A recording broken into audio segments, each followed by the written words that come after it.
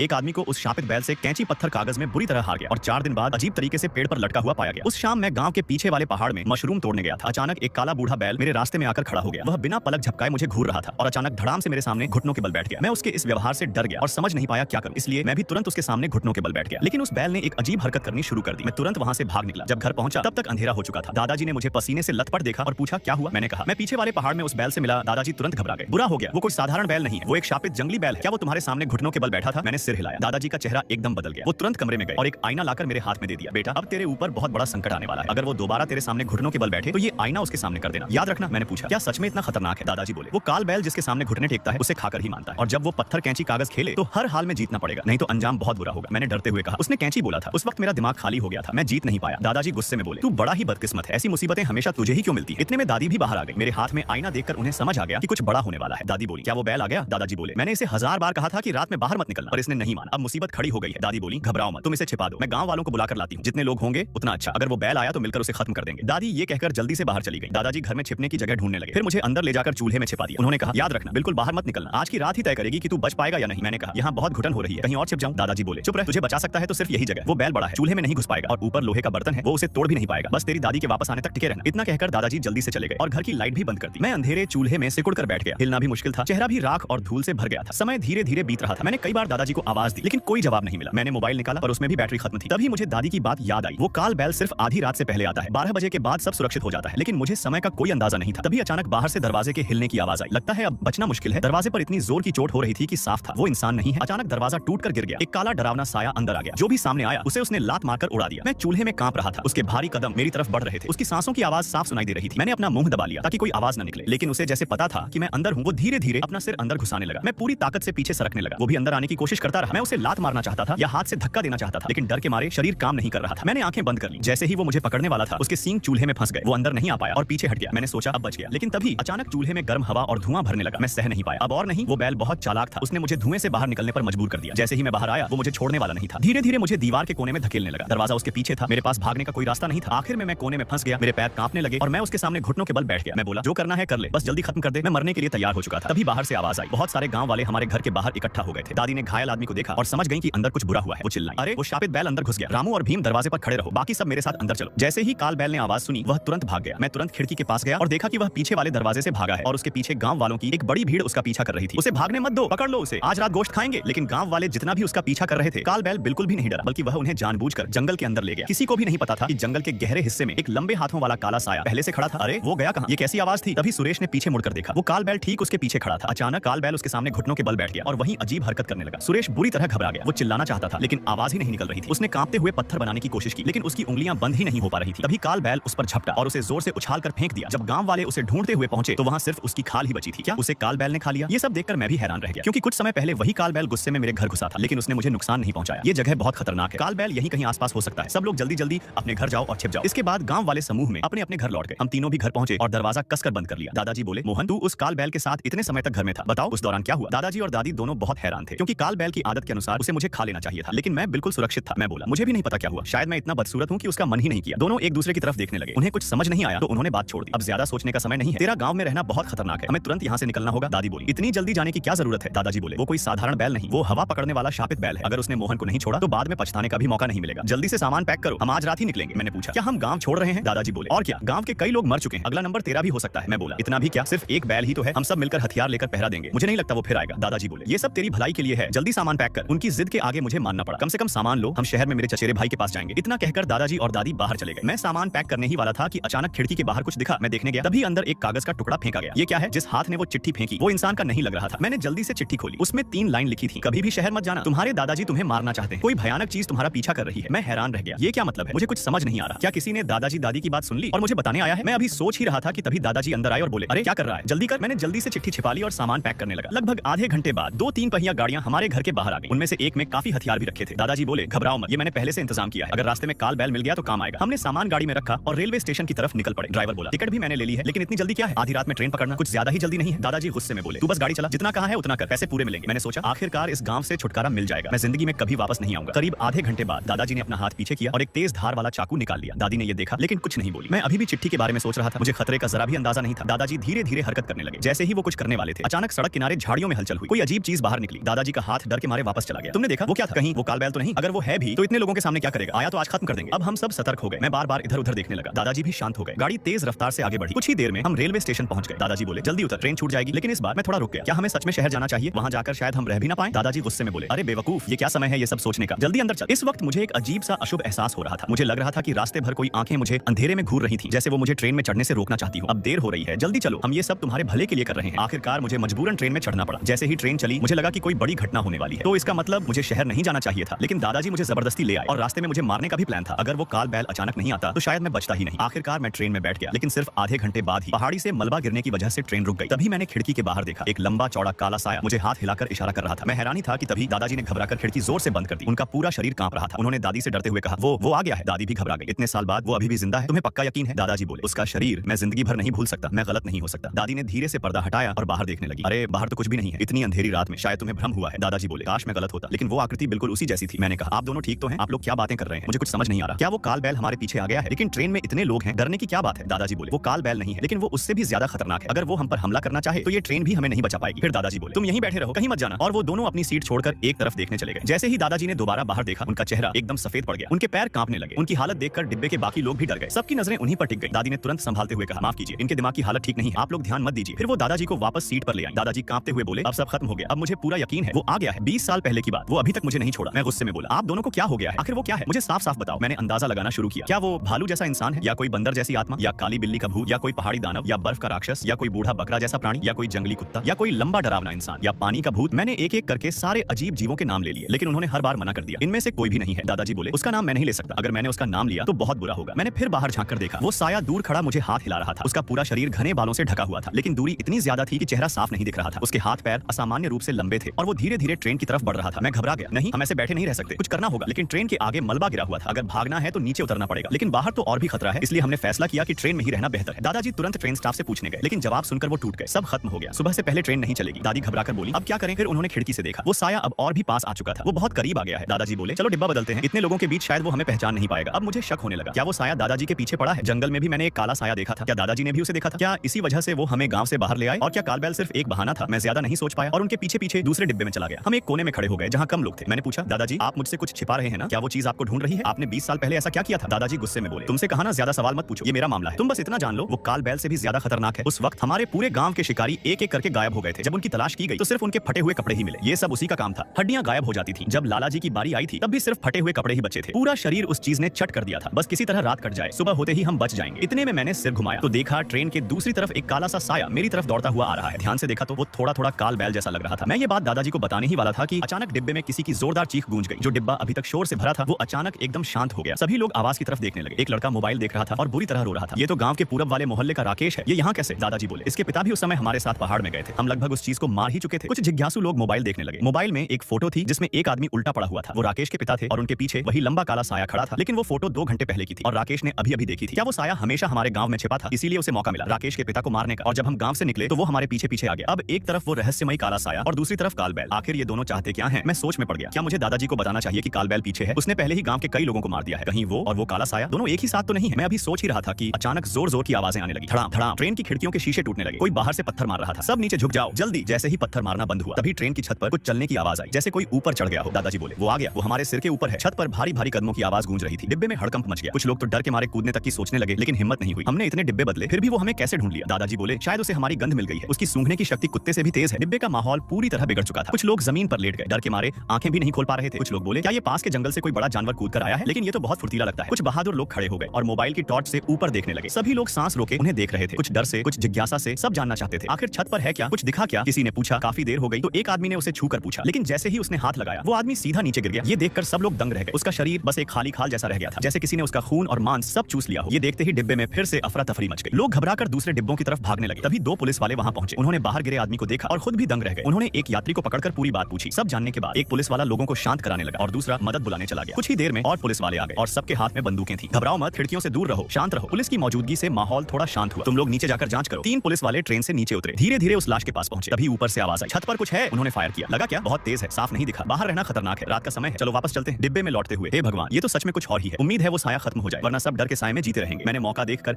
एक खाली खिड़की से बाहर देखा। अब वहां काल बैल भी गायब था। क्या वो मुझे बचाने आया था या मारने? लगता है मामला उतना आसान नहीं है। डिब्बे में अब शांति थी। लोगों ने राहत की सांस ली। कोई बोला क्या? कोई कोई खिड़की ठीक कर सकता है? ठंडी हवा अंदर आ रही है। दूसरा बोला, जिंदा बच गए वही बहुत है, अब और मत सोचो। दादी ने धीरे से पूछा, तुम्हें क्या लगता है उन्होंने उस चीज को मार दिया? दादाजी बोले, कह नहीं सकते, उसकी रफ्तार बहुत तेज है। 20 साल पहले भी हम इतने लोग थे, हाथों में तीर कमान थे, फिर भी हम उसका एक बाल भी नहीं छू पाए। दादी गुस्से में बोली, ये सब तुम्हारी वजह से हुआ है, नहीं तो हमें 20 साल तक डर में नहीं जीना पड़ता। दादाजी, आपने उस समय आखिर किया क्या था? अरे बुढ़िया चुप रहो, जो बात नहीं कहनी चाहिए वो मत कहो, बस हम सही सलामत वहां पहुंच जाए, सब ठीक हो जाएगा। उस पल मुझे समझ आ गया, दादाजी मुझसे कुछ बहुत बड़ा सच छुपा रहे हैं। और ये भी साफ था कि जो काला साया ट्रेन तक आया है वो 100% दादाजी की वजह से ही आया है। तभी अचानक मुझे ऐसा महसूस हुआ जैसे कोई बड़ी बड़ी आंखें मुझे घूर रही हो। मैंने पीछे मुड़कर देखा, खिड़की के बाहर एक विशालकाय डरावना जीव खड़ा था। मेरे हाथ कांपने लगे। मैंने दादाजी के कंधे को हिलाया। क्या हुआ? चेहरा इतना सफेद क्यों पड़ गया? खिड़की के बाहर कोई खड़ा है। दादाजी का चेहरा एकदम बदल गया। उन्होंने तुरंत बाहर देखा, लेकिन वहां कुछ भी नहीं था। तुम्हें यकीन है? कहीं तुमने गलत तो नहीं देखा? इतनी नजदीक से देखा है, मैं गलत नहीं हो सकता। दादी घबरा कर बोली, अब क्या करें? मैंने कहा, चलो पुलिस वालों के पास चलते हैं, उनके पास हथियार है, उनके पास रहना ही सबसे सुरक्षित है। उन्हें मेरी बात सही लगी, लेकिन जैसे ही हम अगले डिब्बे की तरफ बढ़े, धड़ाम, एक बड़ा पत्थर खिड़की तोड़कर अंदर आया और अगले डिब्बे का रास्ता बंद कर दिया। उसी पल पूरे डिब्बे की लाइट बंद हो गई और अंधेरे में हमारे सामने लगभग 2 मीटर लंबा एक भयानक जीव खड़ा था। मैंने ध्यान से देखा, वो काल मोहन था। अब पूरे डिब्बे में सिर्फ हम तीनों थे। आगे रास्ता बंद। पीछे से भागने की कोशिश की तो एक आदमी लल्लन ने दरवाजा बंद कर दिया। मुझे माफ करना, ये साफ है कि काल मोहन तुम लोगों के लिए आया है। तुम्हारी किस्मत अच्छी हो। अब क्या करें? दादी घबरा कर बोली, खिड़की टूटी है, क्या कूद जाए? कूदे तो भी वो पीछा नहीं छोड़ेगा। इतने में काल मोहन धीरे धीरे हमारी तरफ बढ़ने लगा। हम तीनों की सांसें थम गई। दादी बोली, अब जो होना है होगा, अगर मर्द हो तो अपनी गलती का सामना करो। इतना कहकर दादी अचानक खिड़की की तरफ दौड़ी और सीधे कूद गई। ये देखकर काल मोहन गुस्से में पागल हो गया। वो मेरी तरफ झपटा और मेरे पैर को दबोच लिया। उसने अपना विशाल हाथ उठाया जैसे अभी मुझे कुचल देगा। तभी धड़ाम, काल बैल अचानक अंदर घुसा और सीधा काल मोहन को जोर से टक्कर मारकर दूर फेंक दिया। मैंने मौका देखकर तुरंत खुद को छुड़ाया। दोनों के बीच भयंकर लड़ाई शुरू हो गई। काल बैल ने उसे जमीन पर दबोच लिया, लेकिन काल मोहन ने एक लात मारकर उसे दूर फेंक दिया। काल बैल पूरी ताकत से हमला करने ही वाला था, लेकिन तभी काल मोहन खिड़की से कूदकर भाग गया। मैं हांफते हुए बोला, काल बैल, तुमने मुझे क्यों बचाया? क्या वो चिट्ठी भी तुमने ही दी थी? लेकिन काल बैल चुप रहा। उसने बस इशारा किया कि हम उसकी पीठ पर बैठ जाएं। फिर वो हमें लेकर वहां से दूर निकल गया। मैंने तुरंत पूछा, तुम लोग इतने सालों से डर में क्यों जी रहे थे? 20 साल पहले दादाजी ने आखिर किया क्या था? दादी ने गहरी सांस ली। अब सच छुपाने का कोई फायदा नहीं। काल मोहन तुमसे नहीं, तुम्हारे दादाजी से नफरत करता है, क्योंकि 20 साल पहले तुम्हारे दादाजी को उसका ठिकाना मिल गया था। जब वो अंदर गए तो काल मोहन वहां नहीं था, सिर्फ उसका बच्चा था। और तुम्हारे दादाजी ने वो किया जिसका उन्हें जिंदगी भर पछतावा रहा। उन्होंने अपने हाथों से उसके बच्चे को मार दिया। तभी से वो हमसे बदला लेने के पीछे पड़ा है। हम इतने सालों से गांव बदल बदल कर छुपते रहे, लेकिन वो हमें ढूंढ ही लिया। मैं सन्न रह गया। फिर मैंने पूछा, लेकिन दादाजी ने मेरे साथ ऐसा क्यों किया? 3 पहिया गाड़ी में मैंने शीशे में कुछ देखा था, मैं समझ नहीं पा रहा। दादी ने धीरे से कहा, क्योंकि तुम हमारे असली पोते नहीं हो। हमें तुम जंगल में मिले थे, तुम्हें उठाकर हमने पाला। इस बार हम शहर इसलिए जा रहे थे क्योंकि हमें पता चल गया था कि काल मोहन हमारे आसपास आ चुका है, और तुम्हारे दादाजी को लगा कि तुम हमारे लिए बोझ बन गए हो, क्योंकि काल बैल और काल मोहन दोनों ही तुम्हारी वजह से हमारे पीछे हैं। मैं चौंक गया। दादी ने पूछा, लेकिन एक बात समझ नहीं आई, काल बैल ने तुम्हें बचाया क्यों? मैंने धीरे से कहा, शुरू में मुझे भी समझ नहीं आया, लेकिन ट्रेन में मैंने उसके पैर पर एक खास निशान देखा। 10 साल पहले मैंने उसके बच्चे को बचाया था। शायद उसने मेरी गंध पहचान ली और उसी एहसान के बदले वो मुझे बचा रहा है। आगे चलकर जब सुबह हम दादाजी को ढूंढने वापस गए तो वहां सिर्फ उनके फटे हुए कपड़े पड़े थे। इसका मतलब साफ था, काल मोहन ने उन्हें ढूंढ लिया था। दादाजी 20 साल तक छुपते रहे, लेकिन आखिरकार उन्हें अपने पुराने गुनाह की कीमत चुकानी ही पड़ी।